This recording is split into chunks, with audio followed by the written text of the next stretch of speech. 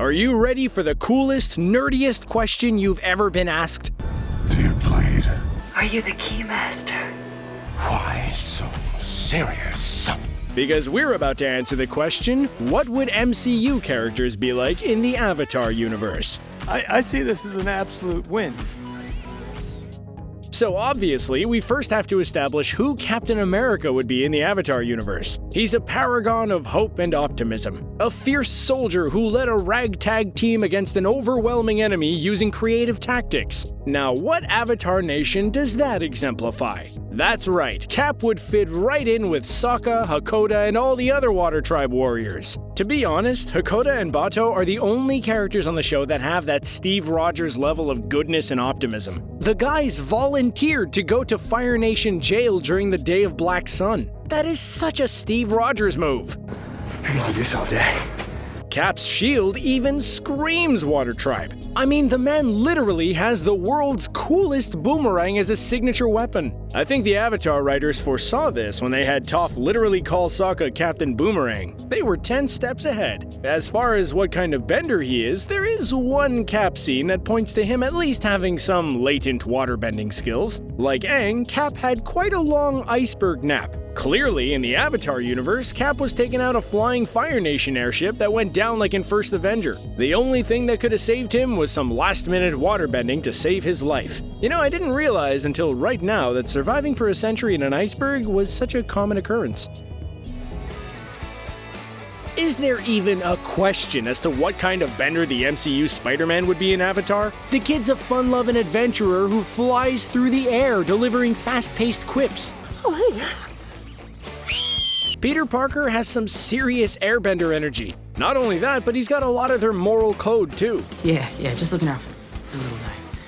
The Air Nomads were a giving, peaceful people who instilled in Aang how serious his responsibility to the world truly was. Honestly, if Monkey Otso had ever said the phrase, "with great power comes great responsibility," it wouldn't have surprised me. Now that I think about it, Uncle Ben had some serious Air Nomad energy himself. As for his power set, the webs might not scream airbender, but everything else does. His signature style is to fly through the air, dodging attacks while he uses his enemy's strengths against them. His suit even has glider wings on it. If you trade out Peter's cool science school with Aang's childhood nomad training, it really works. Ned might not be a bender, but he'd definitely be a guy like Teo who would figure out how to fly anyway. He is the guy in the chair, after all. Someone has to teach Peter that superheroics aren't all in the superpowers. It doesn't seem like a very Tony Stark thing to do in the Avatar universe, but I could totally see Amon being like, if you're nothing without your airbending, then you don't deserve to have it. Thor is a bit of a tricky case as far as the conversion into the Avatar universe goes. His power set consists of several different elements, making his potential bending abilities hard to tie down. Sure, Thor is able to summon tornadoes and storms and such, but he's not really known for that. Also, his attitude is about as far away from an air nomad as possible. Drink, I like it. I know, it's great, right? Another! No, as Thor Ragnarok proved, Thor is all about the lightning. Well, technically they call him the god of thunder, but it's not like he attacks people with booms. Thor in the Avatar-verse would be a very specialized firebender who basically only used lightning. Sure, this isn't the perfect fit, but it does get better when you consider his family. The Fire Nation is structured a lot like Asgard is in the MCU. In fact, it seems as if King Odin very successfully did his own Phoenix King stint of hardcore megalomania. Hela maintains that he was quite the tyrant. If Odin can be seen as an Ozai who kind of learned his lesson, that would make Loki the perfect Azula. Honestly, if there were ever two fictional characters that would be instant best friends, it's Loki and Azula.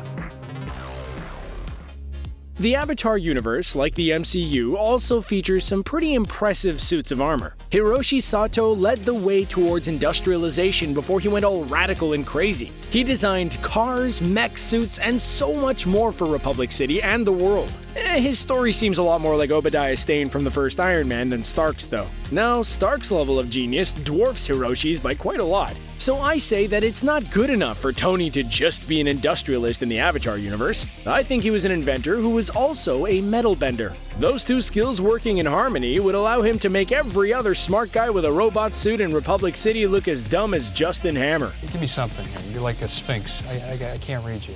I mean, in the MCU's age of technological advancement, maybe we could believe that Tony made an Iron Man suit out of a box of scraps. In the Avatar universe, I'm pretty sure you'd need some bending to be able to achieve that level of armor artistry with so few resources. While he didn't show off metal bending style attacks in most of the MCU movies, the last two changed everything. In those, he used nanotech that closely resembles that of hardcore metal benders like Kuvira, though she never did learn the ancient art of shooting a tank and then walking away as it explodes.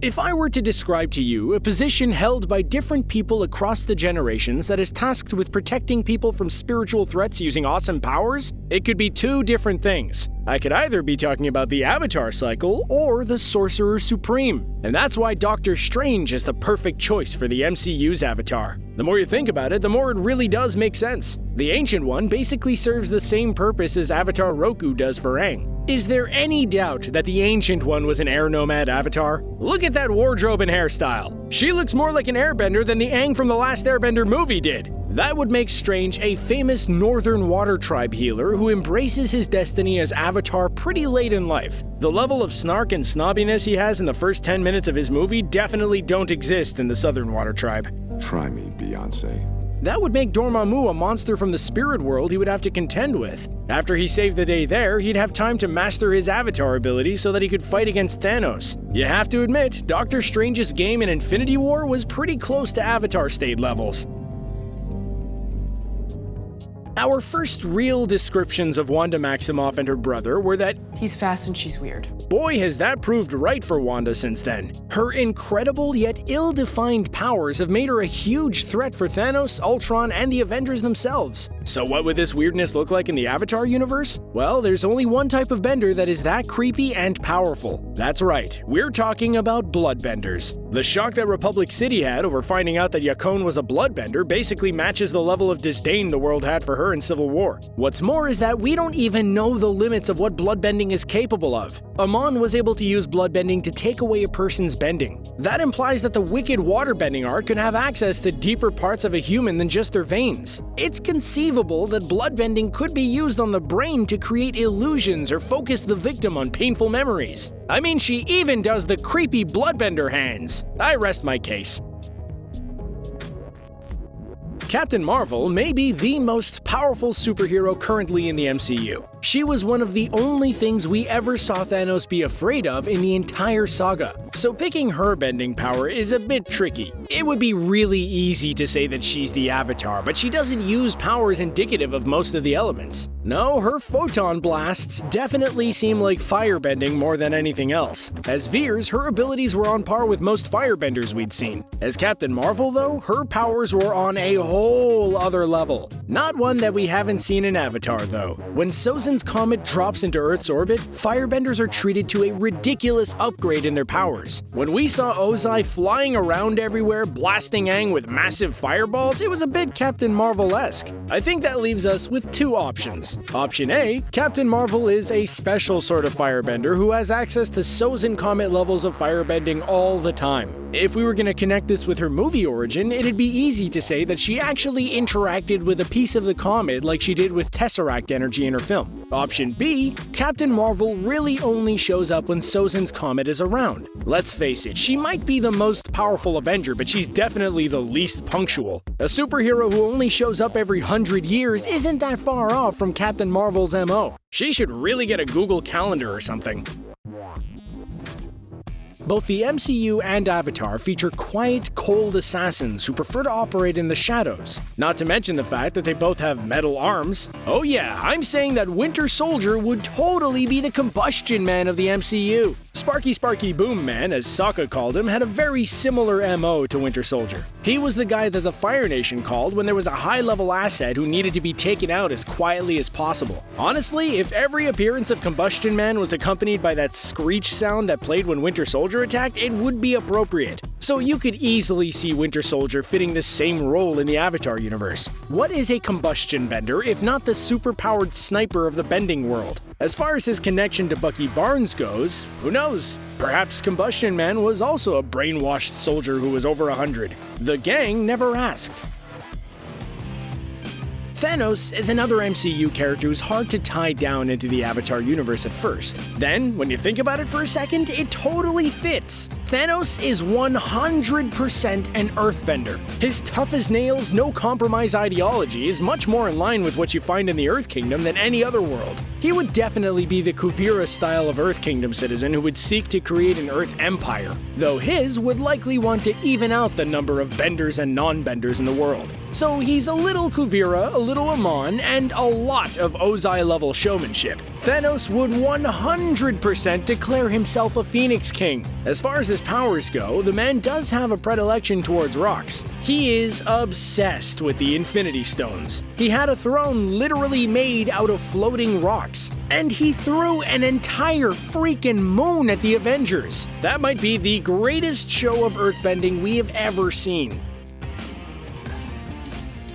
The Hulk's seemingly mindless rampages throughout the cities of the MCU don't immediately jump out as one particular form of bending. He doesn't really use earth, water, fire, or air as much as he uses punching. That being said, there is a very similar type of being in Avatar, a rogue spirit. Aang comes across Heibai in Book 1, who's been doing quite a lot of Hulk-style rampaging. It would be easy to make Bruce Banner a character who's been bonded to a destructive spirit of some kind. That would make his often unsuccessful attempts at controlling Hulk something like spirit bending. That would make his transition into Smart Hulk much more satisfying, as it would be Banner finding peace within the two halves of himself instead of some off-screen lab experiment.